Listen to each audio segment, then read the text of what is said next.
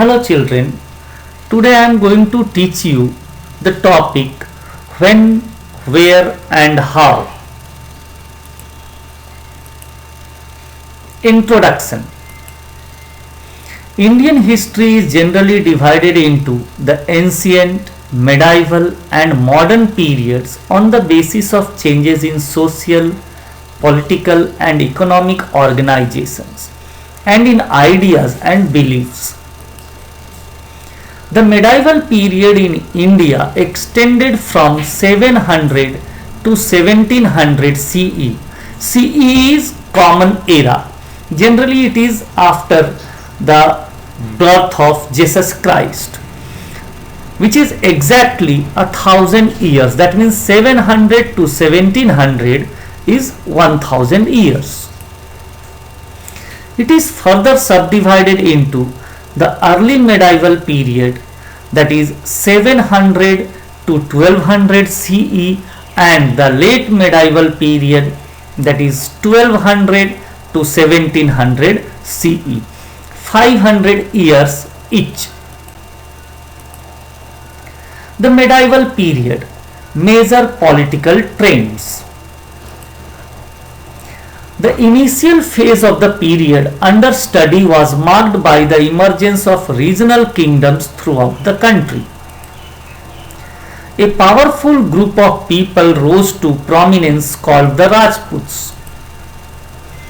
The Rajputs claimed their descent from either the solar family, that is Suryavans, or the lunar family, that is Chandravans. The Pratiharas, the Chauhans, the Solankis and the Parvars had originated directly from a sacrificial fire. Delhi Sultanate was also established in this period.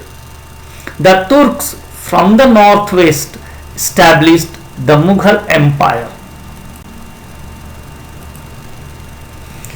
Then the medieval period, major social, religious and economic trends.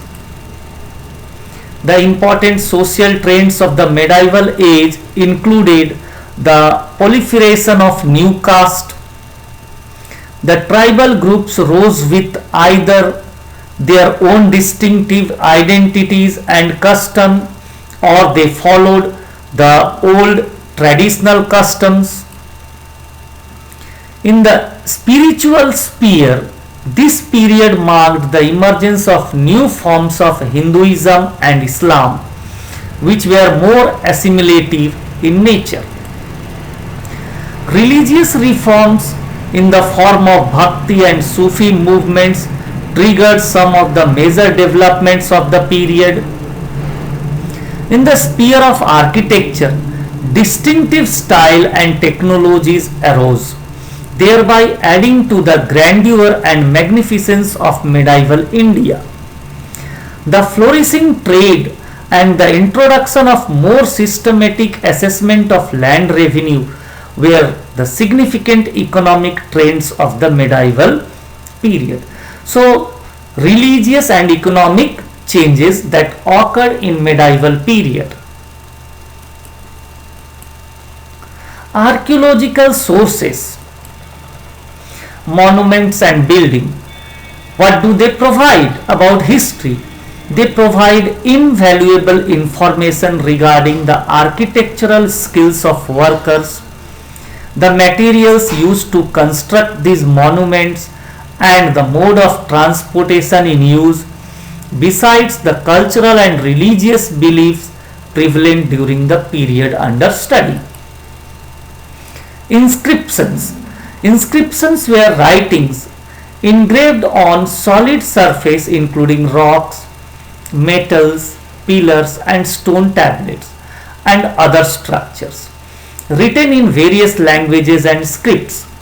These inscriptions record royal proclamation, religious instructions and gifts to temple, people or villages. Coins. Coins give us invaluable information about the polity and economy of the period. The writings on the coins generally convey the names, date of issue, titles and portraits of king, and occasionally even their dynastic emblem. Paintings and sculpture.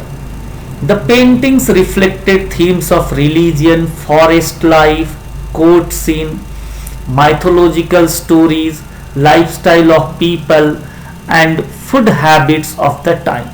So these are the archaeological sources which inform us about the medieval period. Literary sources. Much of our understanding of the medieval period of Indian history comes from both religious and non-religious sources, available in the form of biographies and autobiographies or court chronicles. Biographies include Prithviraj Raso by Chand Bardai and Humayun Nama by Gulbadan Begum. Autobiographies such as Babar's Babarnama in Turkish and Jahangir's Tujuki Jahangiri were written during this period. A number of scholars belonging to this period wrote about history of dynasties of the period. These are known as court chronicles. One well-known example of court chronicle is Abdul Qadir.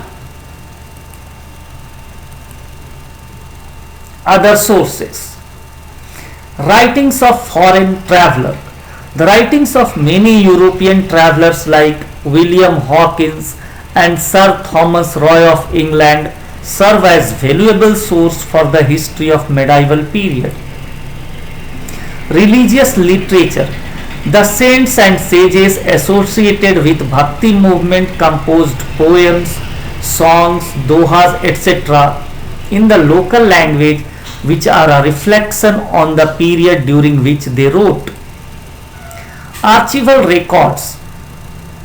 Apart from various literary sources discussed above, government documents or archives in the form of royal farmans or decrees issued by rulers, treaties or agreement between different kings also serve as important sources of information for this period. They throw light on the administrative policies and the political system of the kingdom. So these are the other sources that tell us about medieval period. Importance of geographical factors. Like any other country of the world, Indian history has largely been shaped by the geographical features of India. The Himalayan mountains. These mountains act as barrier from foreign invaders.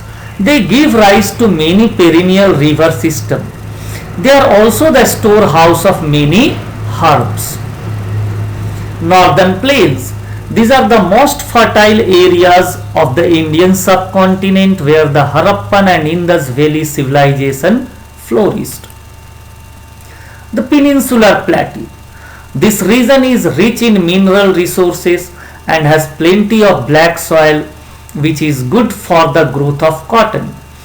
It was this reason why early farming cultures, that is Chalcolithic, emerged here. Terms used to describe the Indian subcontinent. Terms means the names. Throughout its history, Indian subcontinent has been known by several names which are as follows. These are the names by which India was known in the medieval or ancient period. Bharatvarsh. This name was used in ancient time. It is also mentioned in Rig Veda. Jambudvip, the land of wood apple tree as mentioned in Buddhist text. Aryavrat, it means the land of Aryans. Saptasindhu, this name is described in Jend Avesta, the sacred book of Parsis. India, ancient Greek coined this name as Indoi, which means people of the Indus. So these are the 5 names by which India was known in the early history, that is ancient time or the medieval time. And one was Hindustan. This name gained popularity during the medieval period.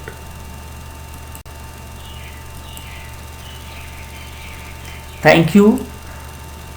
Have a nice day.